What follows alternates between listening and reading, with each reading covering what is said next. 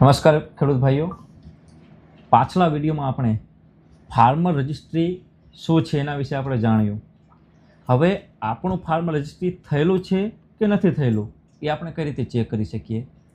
તો એના માટે કોઈ પણ વેબ પોર્ટલ ઉપર જઈ ફાર્મર રજિસ્ટ્રી ગુજરાત, ખાસ યાદ રાખવું, ફાર્મર રજિસ્ટ્રેશન ગુજરાત રાજ્યનું નામ લખવું. જો બીજા રાજ્યનું નામ લખશો તો એ રાજ્યની પોર્ટલ ખુલશે. એટલે અહીં આપણે ગુજરાત એ લખ્યા બાદ અહીં સર્ચ કરવું, ત્યારબાદ ગુજરાત ફાર્મર રજિસ્ટ્રી એના પર ક્લિક કરવું. આ મુજબ પેજ ખુલશે.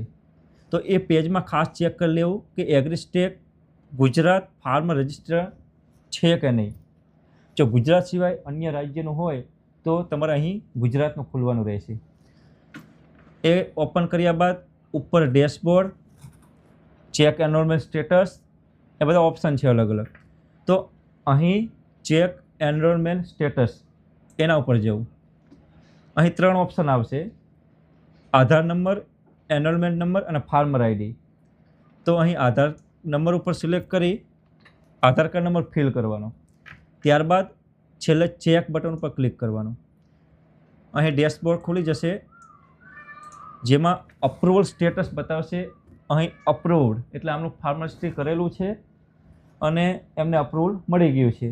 તો અહીં નોટ રજિસ્ટ્રેશન લખેલું હોય તો એનો મતલબ ફાર્મર રજિસ્ટ્રેશન બાકી છે.